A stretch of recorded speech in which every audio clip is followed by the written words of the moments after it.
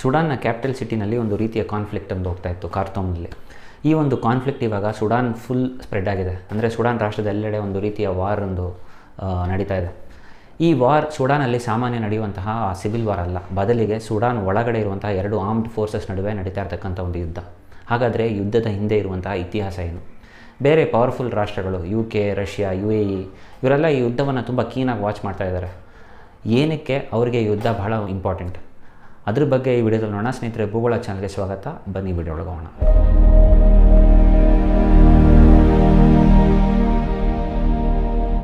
Sudan ಒಂದು mineral rich country ಅಂತ ಹೇಳ್ಬೋದು. ಅಲ್ಲಿ ಗೋಲ್ಡ್, ಕ್ರೋಮೈಟ್, ಜಿಂಕ್, ಆಯಿಲ್ ಎಲ್ಲ ಇತ್ತು.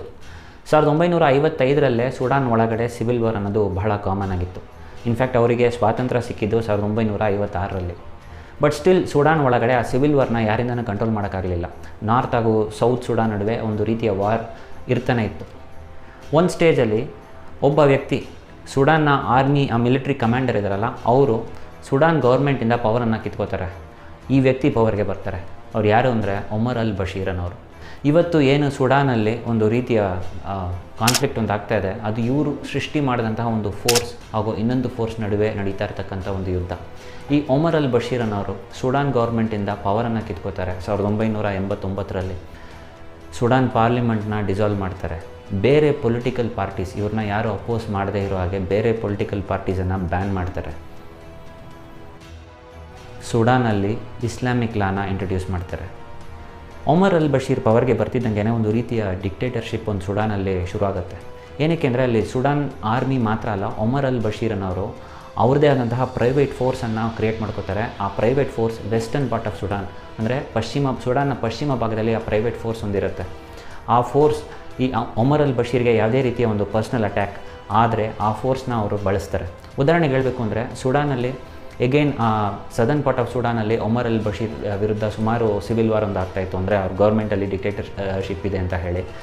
ಸೊ ಆವಾಗ ಅಲ್ಲಿರುವಂತಹ ವಾರಲ್ಲಿರುವಂತಹ ಎಲ್ಲ ರೆಬಲ್ಸನ್ನು ಈ ಒಮರ್ ಅಲ್ ಬಶೀರ್ ಅನ್ನೋರು ಅವರ ಪ್ರೈವೇಟ್ ಫೋರ್ಸ್ನ ಇಟ್ಕೊಂಡು ಮಾಸ್ ಮರ್ಡರ್ ಮಾಡ್ತಾರೆ. ಹಾಗಾಗಿ ಸುಡಾನ್ ಒಳಗಡೆ ಎರಡು ರೀತಿಯ ಫೋರ್ಸ್ ಒಂದು ಕ್ರಿಯೇಟ್ ಆಗಿರುತ್ತೆ. ಒಂದು ಒಮರ್ ಅಲ್ ಬಶೀರ್ನ ಪ್ರೈವೇಟ್ ಫೋರ್ಸ್ ಹಾಗೂ ಸುಡಾನ್ ಆರ್ಮಿ. ಈ ಒಮರ್ ಅಲ್ ಬಶೀರ್ನ ಪ್ರೈವೇಟ್ ಫೋರ್ಸ್ ಇದೆಯಲ್ಲ, ಆ ಫೋರ್ಸ್ನ ಹೆಡ್ ಮಾಡ್ತಾ ಇದ್ದಿದ್ದು ಹೆಮೆತ್ತಿ ಅನ್ನೋರು. ಅವರೇ ಆ ಲೀಡ್ ಕಮಾಂಡರ್ ಆ ಫೋರ್ಸ್ಗೆ. ಒಂದು ಸ್ಟೇಜಲ್ಲಿ ಒಮರ್ ಅಲ್ ಬಶೀರ್ ಈ ಒಂದು ಪ್ರೈವೇಟ್ ಫೋರ್ಸ್ಗೆ ಒಂದು ಬ್ರ್ಯಾಂಡನ್ನು ಕೂಡ ಮಾಡ್ತಾರೆ, ರ್ಯಾಪಿಡ್ ಸಪೋರ್ಟ್ ಫೋರ್ಸ್ ಅಂತ ಹೇಳಿ. ಈ ರ್ಯಾಪಿಡ್ ಸಪೋರ್ಟ್ ಫೋರ್ಸ್ನ ಹೆಡ್ ಮಾಡ್ತಿದ್ದೆ ಈ ಹೆಮೆತ್ತಿ ಅನ್ನೋರು. ಇವ್ರು ಹೇಗೆ ದುಡ್ಡು ಬರ್ತಾಯಿತ್ತು ಅಂತಂದರೆ, ಆ ವೆಸ್ಟರ್ನ್ ಪಾರ್ಟ್ ಆಫ್ ಸುಡಾನಲ್ಲಿ ಗೋಲ್ಡ್ ಅನ್ನೋದು ತುಂಬ ಜಾಸ್ತಿ. ಸೊ ಗೋಲ್ಡ್ ಮೈನಿಂಗ್ ಫುಲ್ಲು ಇವ್ರ ಕಂಟ್ರೋಲಲ್ಲಿ ತೊಗೋತಾಯಿದ್ರು. ಬೇರೆ ರಾಷ್ಟ್ರಗಳ ಜೊತೆ UAE, ರಷ್ಯಾ, UK ಜೊತೆ ಎಲ್ಲ ಈ ಗೋಲ್ಡ್ ಟ್ರೇಡನ್ನು ಈ ರ್ಯಾಪಿಡ್ ಸಪೋರ್ಟ್ ಫೋರ್ಸ್ ಹೆಮೆತ್ತಿಯನ್ನ ಲೀಡರ್ಶಿಪ್ಪಲ್ಲಿ ಮಾಡ್ತಾಯಿತ್ತು. ಅದೇ ರೀತಿ ಸ್ಮಗ್ಲಿಂಗ್ ಟ್ರೇಡ್ ಮಾಡೋವಂಥದ್ದು. ಬೇರೆ ರಾಷ್ಟ್ರದಲ್ಲಿ ಯಾವುದೇ ರೀತಿಯ ಸಿವಿಲ್ ವಾರ್ ಇದ್ದರೆ ಈ ರ್ಯಾಪಿಡ್ ಸಪೋರ್ಟ್ ಫೋರ್ಸಿಂದ ಅವರ ಫೋರ್ಸನ್ನು ಸಿವಿಲ್ ವಾರಲ್ಲಿ ಯಾವ ರಾಷ್ಟ್ರಕ್ಕೆ ಸಪೋರ್ಟ್ ಮಾಡಬೇಕೋ ಆ ರಾಷ್ಟ್ರಕ್ಕೆ ಕಳಿಸ್ತಾಯಿದ್ರು. ಹೀಗೆ ಈ ರ್ಯಾಪಿಡ್ ಸಪೋರ್ಟ್ ಫೋರ್ಸ್ ಅನ್ನೋದು ದುಡ್ಡು ಮಾಡ್ತಾಯಿತ್ತು. ಈ ರ್ಯಾಪಿಡ್ ಸಪೋರ್ಟ್ ಫೋರ್ಸ್ನ ಲೀಡರ್ ಆದಂಥ ಹೆಮೆತ್ತಿ ಅನ್ನೋರು ಈ ಒಂದು ಟ್ರೇಡಿಂದ ತುಂಬ ದೊಡ್ಡ ಮಟ್ಟದಲ್ಲಿ ಬೆಳೀತಾರೆ, ಒಂದು ಸೂಪರ್ ರಿಚ್ ಆಗ್ತಾರೆ. ಬಟ್ ಸ್ಟಿಲ್ ಈ ಸುಡಾನಲ್ಲಿ ಇಷ್ಟೆಲ್ಲ ಎರಡು ಫೋರ್ಸಸ್ ಇದ್ದರೂ ಸಹ ಈ ನಾರ್ತ್ ಹಾಗೂ ಸೌತ್ ಸುಡಾನ್ ನಡುವೆ ಇರುವಂತಹ ಸಿವಿಲ್ ವಾರ್ ನಿಲ್ಲದೇ ಇಲ್ಲ. 2005ರಲ್ಲೆಲ್ಲ ಸಿವಿಲ್ ವಾರ್ ಅನ್ನೋದು ತುಂಬ ತೀವ್ರ ಮಟ್ಟಕ್ಕೆ ಹೋಗುತ್ತೆ. 2011ರಲ್ಲಿ ಇದಕ್ಕೊಂದು ಮುಕ್ತಾಯ ಸಿಗುತ್ತೆ. ಏನು ಅಂತಂದರೆ ಆ ವರ್ಷ ಸೌತ್ ಸುಡಾನ್ ಅಂತ ಒಂದು ರಾಷ್ಟ್ರ ಫಾರ್ಮ್ ಆಗುತ್ತೆ. ಈ ಸೌತ್ ಸುಡಾನ್ ಎಕ್ಸಿಸ್ಟಿಂಗ್ ಸುಡಾನಿಂದ ಐಸೋಲೇಟ್ ಆಗಿ ಸೌತ್ ಸುಡಾನ್ ಅನ್ನೋ ಒಂದು ರಾಷ್ಟ್ರ ರೆಕಗ್ನೈಸ್ ಆಗುತ್ತೆ. ಈ ಸೌತ್ ಸುಡಾನ್ ಆಚೆ ಬರ್ತಿದ್ದಂಗೆ ಮಿನರಲ್ಸ್ ಅಂದರೆ ಆಯಿಲ್ ಏನಿದೆ ರಿಸರ್ವ್ಸ್ ಅದೆಲ್ಲ ಸೌತ್ ಸುಡಾನಲ್ಲೇ ಇರೋದು. ಸೊ ಅದು ಈ ಸೌತ್ ಸುಡಾನ್ ಜೊತೆಗೆ ಬಂದ್ಬಿಡುತ್ತೆ.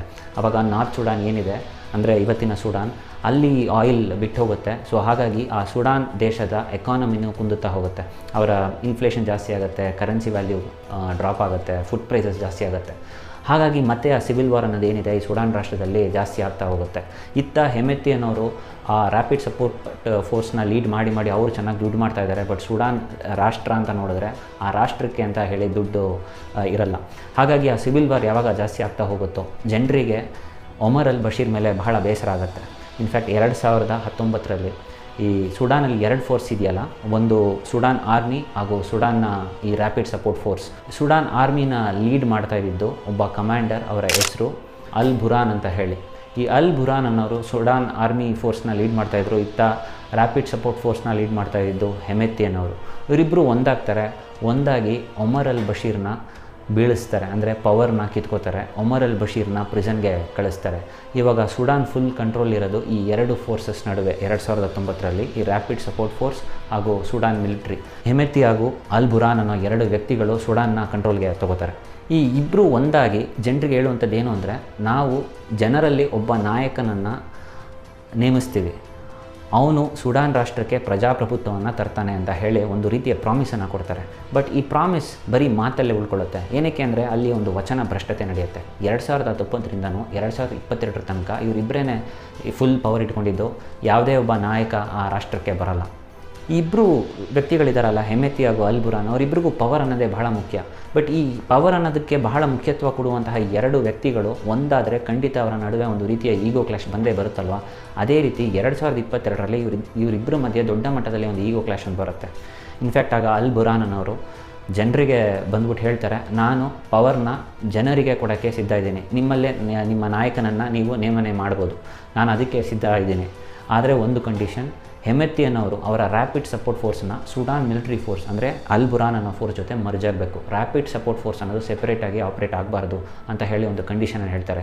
ಜೊತೆಗೆ ರ್ಯಾಪಿಡ್ ಸಪೋರ್ಟ್ ಫೋರ್ಸ್ ಸುಡಾನ್ನ ಮಿಲಿಟರಿ ಫೋರ್ಸ್ ಜೊತೆ ಮರ್ಜ್ ಆದರೆ ಅದಕ್ಕೆ ಲೀಡರ್ ನಾನಾಗಿರಬೇಕು. ಹಾಗಿದ್ರೆ ನಾನು ನಿಮ್ಮಲ್ಲಿ ಒಬ್ಬ ನಾಯಕನನ್ನು ನೀವು ತೀರ್ಮಾನ ಮಾಡೋಕ್ಕೆ ನಾನು ಜಾಗ ಮಾಡಿಕೊಡ್ತೀನಿ ಅಂತ ಹೇಳಿ ಅಲ್ ಬುರಾನ್ ಒಂದು ಹೇಳ್ತಾರೆ.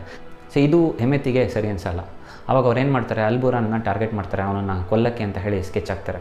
ಏಪ್ರಿಲ್ 15 ಈ ವರ್ಷ 2023ರಲ್ಲಿ ಈ ಹೆಮೆತಿ ಅನ್ನೋರು ಸುಮಾರು 2000 ಫೋರ್ಸನ್ನು ಅಲ್ ಬುರಾನ್ನ ಪರ್ಸ್ನಲ್ ರೆಸಿಡೆನ್ಸ್ಗೆ ಕಳಿಸ್ತಾರೆ ಶೂಟೌಟ್ ಮಾಡೋಕ್ಕೆ ಅಂತ ಹೇಳಿ. ಈ ಶೂಟೌಟಲ್ಲಿ 35 ಗಾರ್ಡ್ಸ್, ಸೆಕ್ಯೂರಿಟಿ ಗಾರ್ಡ್ಸ್ ಸಾಯ್ತಾರೆ. ಬಟ್ ಅಲ್ ಬುರಾನ್ ಅನ್ನೋರು ನ್ಯಾರೋಲಿ ಎಸ್ಕೇಪ್ ಆಗ್ತಾರೆ.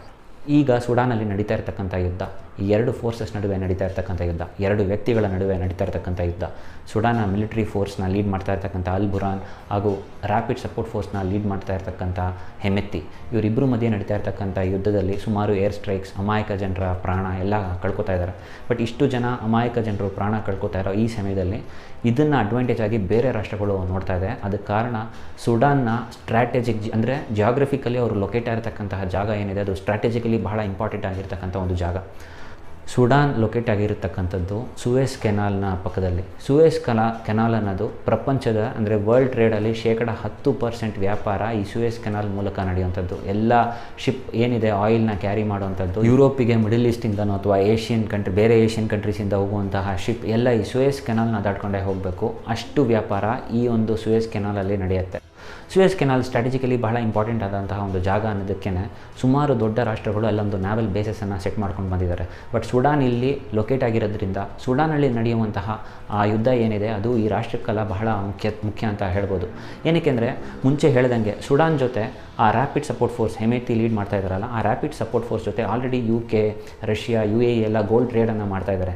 ಇವಾಗ ಈ ಎರಡು ಫೋರ್ಸಸ್ ಅಲ್ಲಿ ಯುದ್ಧ ನಡೆದ್ರೆ ಆಬ್ವಿಯಸ್ಲಿ ಯುನೈಟೆಡ್ ಅರಬ್ ಎಮಿರೇಟ್ಸ್ ಆಗಿರ್ಬೋದು ಅಥವಾ UK ಆಗಿರ್ಬೋದು, ಅವರೆಲ್ಲ ಹೆಮೆತಿನ ರ್ಯಾಪಿಡ್ ಸಪೋರ್ಟ್ ಫೋರ್ಸ್ಗೆ ಸಪೋರ್ಟ್ ಕೊಡುವಂಥದ್ದು. ರಷ್ಯಾ ಯಾರಿಗೆ ಸಪೋರ್ಟ್ ಮಾಡ್ತಾರೆ ಅಂತ ನೋಡಿದ್ರೆ ಇಲ್ಲಿ ಮಿಲಿಟರಿ ಫೋರ್ಸ್ ಅಂದರೆ ಅಲ್ ಬುರಾನಿಗೆ ಸಪೋರ್ಟ್ ಮಾಡ್ತಾರೆ ಅಥವಾ ಹೆಮೆತಿಗೆ ಸಪೋರ್ಟ್ ಮಾಡ್ತಾರೆ ಅಂತಂದರೆ ಅದು ಒಂದು ರೀತಿಯ ಚೆಕ್ ಅಂತ ಹೇಳ್ಬೋದು. ಏನಕ್ಕೆ ಅಂದರೆ ರಷ್ಯಾನ ಟಾರ್ಗೆಟ್ ರೆಡ್ ಸೀನಲ್ಲೇ ಒಂದು ನ್ಯಾವಲ್ ಬೇಸ್ ಸೆಟ್ ಮಾಡಬೇಕು ಅಂತ ಹೇಳಿ. ಈ ನ್ಯಾವಲ್ ಬೇಸ್ ಸೆಟಪ್ ಮಾಡೋಕ್ಕೆ ಎರಡು ಫೋರ್ಸಸಲ್ಲಿ ಯಾರು ಸಪೋರ್ಟ್ ಮಾಡ್ತಾರೋ ಅವರಿಗೆ ರಷ್ಯಾ ಸಪೋರ್ಟ್ ಕೊಡುತ್ತೆ. ಇತ್ತ ನೀವು ಈಜಿಪ್ಟ್ ಅಂತ ನೋಡಿದ್ರೆ ಈಜಿಪ್ಟ್ ಆಲ್ರೆಡಿ ಅವರ ಎಕಾನಮಿ ಅನ್ನೋದು ಬಹಳ ಅಂದರೆ ಪುವರ್ ಆಗಿದೆ. ಅವರಿಗೆ UAE ಸಹಾಯ ಮಾಡಿದೆ ಸಾಲ ಕೊಟ್ಟು. ಹಾಗಾಗಿ UAE ಯಾರಿಗೆ ಸಪೋರ್ಟ್ ಮಾಡ್ತಾರೋ ಅವ್ರಿಗೇನೆ ಈಜಿಪ್ಟು ಸಹ ಸಪೋರ್ಟ್ ಮಾಡುವಂತಹ ಒಂದು ಪರಿಸ್ಥಿತಿಯಲ್ಲಿ ಈಜಿಪ್ಟ್ ಇದೆ. ಸುಡಾನಲ್ಲಿ ಮುಂಚೆನೇ ಹೇಳ್ದಂಗೆ ಗೋಲ್ಡ್, ಜಿಂಕ್, ಕ್ರೋಮೈಟ್ ರೀತಿಯ ಮಿನರಲ್ಸ್ ತುಂಬ ಜಾಸ್ತಿ. ಹಾಗಾಗಿ ಎರಡು ಫೋರ್ಸಸ್ಗೆ ಯಾರನ್ನ ಸಪೋರ್ಟ್ ಮಾಡಿದ್ರೆ ನಾವು ಈ ಮಿನರಲ್ಸ್ನ ನಮ್ಮ ಕಂಟ್ರೋಲ್ ಇಟ್ಕೋಬೋದು ಅನ್ನೋದನ್ನು ಈ ಪವರ್ಫುಲ್ ರಾಷ್ಟ್ರಗಳು ಯೋಚನೆ ಮಾಡ್ತಾ ಇದೆ. ಅದರ ಪ್ರಕಾರನೇ ಅವರ ತೀರ್ಮಾನ ಕೂಡ ಇರುತ್ತೆ. ಹಾಗಾಗಿ ಸುಡಾನಲ್ಲಿ ನಡೆಯುವಂತಹ ಈ ಯುದ್ಧ ಇವತ್ತು ಸುಮಾರು ಮಿನರಲ್ಸಲ್ಲಿ ಏನಿದೆ, ಗೋಲ್ಡ್ ಆಗಿರ್ಬೋದು, ಕ್ರೊಮೈಟ್ ಆಗಿರ್ಬೋದು, ಜಿಂಕ್ ಆಗಿರ್ಬೋದು, ಈ ರೀತಿಯ ಮಿನರಲ್ಸ್ನ ಗ್ಲೋಬಲ್ ಟ್ರೇಡಲ್ಲಿ ಅದರ ಪ್ರೈಸ್ ಎಷ್ಟು ಅನ್ನೋದನ್ನು ಕೂಡ ತೀರ್ಮಾನ ಮಾಡುವಂತಹ ಒಂದು ಪರಿಸ್ಥಿತಿ ಇದೆ. ಸೊ ಮುಂದಿನ ದಿನಗಳಲ್ಲಿ ಸುಡಾನಲ್ಲಿ ನಡೆಯುವಂತಹ ಯುದ್ಧದ ತೀವ್ರತೆ ಎಷ್ಟಿದೆ ಅನ್ನೋದನ್ನು ನಾವು ಕಾದು ನೋಡಬೇಕು. ಈ ವಿಡಿಯೋ ಇನ್ಫಾರ್ಮೇಟಿವ್ ಆಗಿರುತ್ತೆ ಅಂತ ಅನ್ಕೋತೀನಿ. ಇನ್ನೊಂದು ಇಂಟ್ರೆಸ್ಟಿಂಗ್ ಇನ್ಫಾರ್ಮೇಟಿವ್ ವಿಡಿಯೋ ಅಂತ ನಿಮ್ಮನ್ನ ಭೇಟಿ ಆಗ್ತೀನಿ. ಅಲ್ಲಿವರೆಗೂ ಧನ್ಯವಾದಗಳು.